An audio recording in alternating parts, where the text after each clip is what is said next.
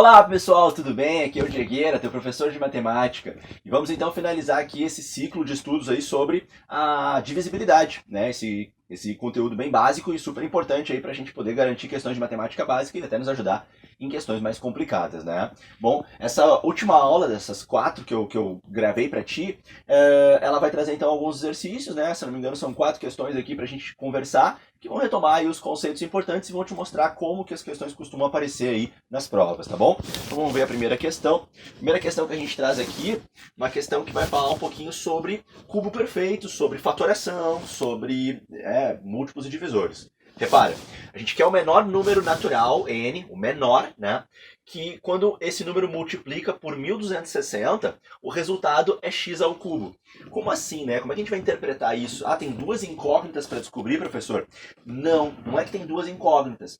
A questão é que a resposta tem que ser um cubo. Se tu quer que a resposta seja um cubo perfeito, um número ao cubo, bom, a gente precisa que essa multiplicação, 1260 vezes n, ela tem que ser um cubo perfeito. Então, na aula de cubo perfeito, que foi a aula 3, a gente debateu esse assunto.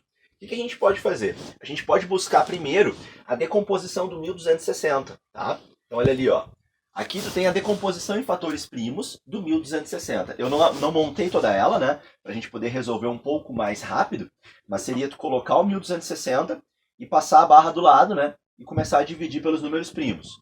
Então, o número 2 apareceu 2 vezes, o número 3 apareceu 3 vezes, o número 5 e o número 7 apareceram uma vez cada um. O número 1260 não é um cubo perfeito. Por quê? Porque para ser cubo perfeito, eu preciso que todos os expoentes sejam múltiplos de 3. Mas aí esse número n, que vai multiplicar o 1260, ele precisa chegar na multiplicação de modo a interagir com esses fatores primos que já estão aqui e modificar os seus expoentes para múltiplos de 3. Ora, se os expoentes são 2, 2, 1 e 1, eu consigo transformar esses expoentes em 3, todos eles. Basta que apareça nesse número n um 2 na 1, que daí 2 na 1 vezes 2 na 2 fica 2 ao cubo. Um 3 na 1, que daí 3 na 1 vezes 3 na 2 fica 3 ao cubo. Um 5 na 2 e um 7 na 2, pelas mesmas razões. Porque daí esse número aqui é o menor número que eu tenho que trazer para fazer com que o que eu já tinha vezes esse número que chegou agora, gere um número que realmente vai ter todos os seus expoentes múltiplos de 3. Ou seja, ele será um cubo perfeito. Então o número que a gente tem que trazer é esse aqui. Ele encaixa na fatoração, ele faz o que a gente precisa fazer. Aí é só multiplicar e identificar então que o número que nós buscávamos, olha só que coisa estranha, né? É o menor, é o primeiro que a gente vai conseguir, é esse. É o da letra D ali, né? É o 7.350, tá bom? Então essa questão aí falou um pouquinho de fatoração e de cubo perfeito. Vamos ver mais uma. Essa questão aqui, então, como tu pode ver, ela já esteve na prova do Enem, uma prova um pouco mais antiga, né? Mas uma questão bem interessante, que ela fala o seguinte: durante a Segunda Guerra Mundial, para decifrarem as mensagens secretas, foi utilizada a técnica de decomposição em fatores primos. Um número n é dado pela expressão. E aí vem aqui ó, uma expressão que representa o número n, que é uma decomposição em primos. Só que a gente não sabe quem são os expoentes x, y e z. Mas a gente está vendo que os números primos que estão aparecendo aí são o 2, o 5 e o 7. E aí a gente sabe que x, y e z são números inteiros, não são negativos, cuidado, pode ser zero então, tá? Só não pode ser negativo. E a gente também tem uma dica aí que o número n ele é múltiplo de 10 e não é múltiplo de 7. A gente vai ver que essa dica não é relevante para resolver o exercício, tá? Mas enfim, poderia ser usada, tá? O que a gente quer, olha só, aqui está a pergunta, muita atenção aqui na pergunta. A gente quer o número de divisores de n que são diferentes do próprio n. Tem que tomar cuidado com esse detalhe final, tá? Quando ele pediu o número de divisores, ele está trazendo um tópico que a gente viu na segunda aula. Segunda aula. E, bom, para calcular o número de divisores, qual o procedimento, né? A gente já pode puxar aqui a próxima tela. A gente vai pegar todos os expoentes que aparecem na decomposição dele, né? O x, o y e o z, e vai somar uma unidade em cada um. Então, número de divisores. Tu pega a decomposição em fatores primos, tu pega os expoentes, a gente viu isso na aula 2. Tu soma um em cada expoente e multiplica. A gente não consegue fazer a multiplicação porque a gente não sabe quem é o x, o y e o z, mas isso não é um grande problema. Até porque as alternativas são todas elas em cima do x, do y e do z. Então, esse cálculo me daria o total de divisores. Só que a pergunta não foi exatamente essa. A pergunta é o número de divisores diferentes do próprio n. Como assim? Bom, A gente tem que lembrar que todo número é divisor dele mesmo. Então, quando eu considero a lista de todos os divisores, aqui estão todos, incluindo o número 1, que é divisor universal, e incluindo o próprio n. Se eu quero todos os divisores, mas não quero o próprio, então eu vou perder uma opção em relação a esse total. Então, como queremos apenas os divisores diferentes, ele mesmo não conta. Então a gente perde uma opção na contagem, tá bom? Por isso, a letra E, desculpem a formatação aqui, ficou esticado demais, mas a letra E é a nossa resposta. Tá? Por quê? Nós temos aqui o total de divisores menos 1. A gente perde uma opção porque a gente não pode considerar o próprio. É isso que essa questão queria que a gente pensasse, certo? Então, uma questão do Enem aí sobre divisibilidade. Próxima questão. Questão muito interessante, uma questão um pouco mais difícil aqui, a gente vai debater ela agora. Olha só. Seja n um número natural que, quando eu tento dividir ele por 5, deixa resto 3. Então, ele não divide por 5, ele não é múltiplo de 5, porque tem resto a divisão. Quando eu tento dividir esse mesmo número n por 4, ele também não divide. Aí ele deixa resto 2. E quando eu tento dividir esse número por 3, ele também não divide. Ele deixa resto 1. Tá?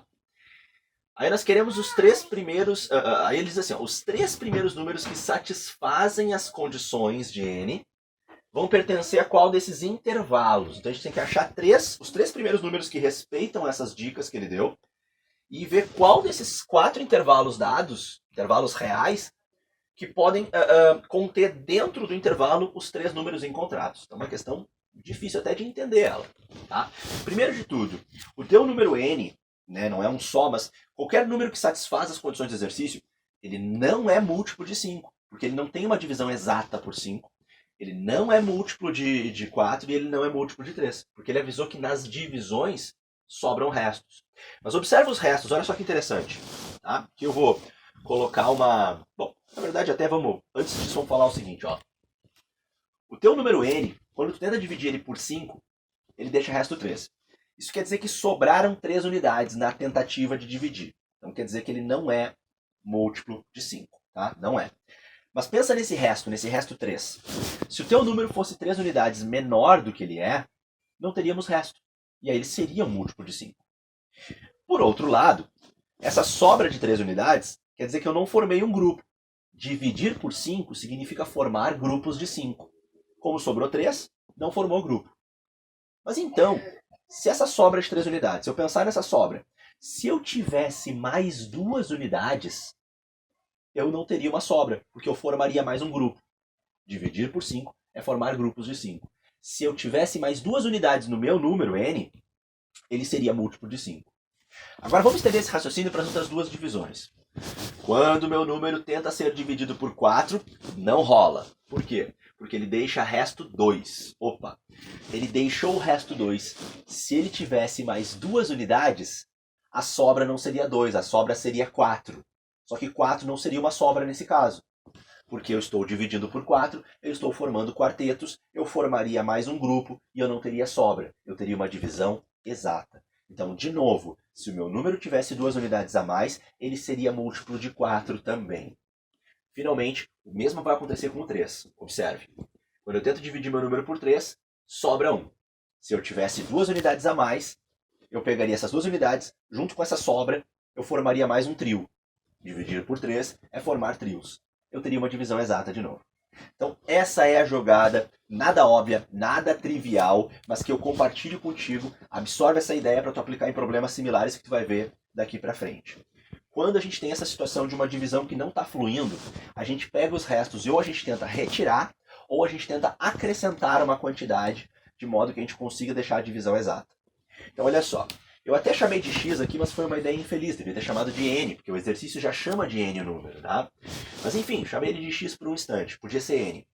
X seria o representante do número que a gente está buscando. Só que o número que a gente está buscando não é múltiplo de 5, nem de 4, nem de 3. Agora, se eu adicionar 2 unidades no meu número, temporariamente, se eu provisoriamente adicionar 2 unidades, aí eu completo os restos, como eu tinha conversado contigo, e ele passa então, esse novo número aqui, ó, ele passa a ser múltiplo comum, ou seja, múltiplo ao mesmo tempo, do 5, do 4 e do 3. Se o nosso número atual, que não é o número original, mas esse número levemente modificado, Se agora ele é múltiplo comum de 4, 5 e 3, bom, então eu posso buscar o MMC. O que é o MMC? É o primeiro número que é múltiplo ao mesmo tempo de 3, 4 e 5. Nós tínhamos conversado agora há pouco, né, que então os próximos múltiplos de 3, 4 e 5 serão os múltiplos de 60. Então 60, 120 e 180 são os três primeiros números que são múltiplos de 3, 4 e 5. Esses três números não se referem ao nosso número original n. Eles se referem ao nosso número levemente alterado, ou seja, com 2 unidades a mais do que ele realmente tem. Agora, o raciocínio é retirar essas 2 unidades. Digamos que eu tinha emprestado para o número essas 2 unidades, agora eu retiro elas. Então, os três primeiros números que vão satisfazer as nossas condições, né, do n, eu tenho que tirar 2 unidades de cada um, são os números 58, 118 e 178. Aqui estão os três primeiros números que satisfazem as condições. Reparem, se eles tivessem 2 unidades a mais, eles voltam para cá e eles se tornam múltiplos dos 3. Tá bom? Portanto, finalmente, qual é o intervalo aqui que consegue conter dentro dele as nossas 3 respostas? É o intervalo da letra D, né? Letra D, porque ali na letra D a gente tem um intervalo aberto no 57, mas então o 58 cabe ali dentro, o 118 cabe ali dentro, e o 178 é aceitável, porque aqui o intervalo ficou fechado, então ele está participando do conjunto. Certo, pessoal? Então, é isso. E vamos para a nossa última questão. Essa daqui eu elaborei ela para ficar bem justa com um problema de MDC, já que esse não tinha aparecido aqui nas minhas listas, tá? Então aqui nós temos um probleminha de MDC, presta bem atenção que ele vai te ajudar a entender a fala que eu fiz contigo na aula 3 sobre o tipo de problema que envolve MDC. Vamos dar uma olhada? Olha só. Uma pessoa precisa organizar 360 pastas azuis, 144 pastas verdes e 432 pastas pretas, tá? Essas 3 quantidades aí, em caixas. De modo que em cada caixa, esse S aqui não tinha, em cada caixa não tenhamos pastas de cores diferentes, não podemos misturar cores diferentes numa mesma caixa, porém todas as caixas têm que ter a mesma quantidade de pastas dentro. Olha que interessante esse problema. É o problema clássico de MDC. Na aula 3 eu te falei o seguinte texto: quantidades diferentes de coisas diferentes são coisas parecidas, né? São pastas, mas não são iguais. Temos as verdes, as azuis, as pretas. Também eu te disse naquela aula 3, se tu quiser pode voltar lá, na parte de MDC, que essas quantidades elas não se misturam, elas costumam não se misturar. Olha aqui o que eu proponho para ti nesse exercício. As caixas não podem ter cores diferentes. Mas os grupos têm que ser com a mesma quantidade dentro. As caixas têm que ter a mesma quantidade de pastas. Também lembra que naquela dica que eu dei para ti na aula 3, eu te falei sobre as palavras maior possível ou menor possível. Vamos dar uma olhada no segundo parágrafo aqui do exercício. Considerando que este serviço de colocar as pastas nas caixas deve ser realizado usando a menor quantidade possível. Olha aqui as palavras menor e possível aparecendo, ó. Tem problemas em que aparece menor possível, tem problemas em que aparece maior possível. Ambos os problemas são de MDC. Tá bom? Então nós queremos usar a menor quantidade possível de caixas. Poucas caixas a gente quer usar. E a pergunta é, quantas pastas então a gente tem que colocar em cada caixa? Para usar a menor quantidade de caixas. Pensa comigo, se tu quer usar a menor quantidade possível de caixas, tu quer usar poucas, tu vai ter que colocar muita pasta dentro de cada uma. Só que tu não pode quebrar as regras. Ou seja, tu não pode misturar pastas de cores diferentes na mesma caixa. E todas as caixas têm que ter a mesma quantidade dentro. Então, esse é o problema clássico de MDC. Tá bom? Se a gente achar o MDC, nós vamos achar o maior número que divide os 3. E se eu achar um divisor para os 3, eu consigo fazer divisões exatas. Eu consigo colocar as mesmas quantidades de pastas em cada caixa, sem sobra. E eu quero o maior divisor. Porque aí eu vou colocar muitas pastas em cada caixa e eu vou usar poucas caixas. Então, essa é a solução desse problema. Esse é um problema muito clássico de provas. É muito comum em concursos públicos, por exemplo, esse tipo de problema, tá? Mas ele aparece volta e meia em vestibulares e pro Enem ele é muito cotado, já que é um problema muito prático e o Enem adora sempre contextualizar, né?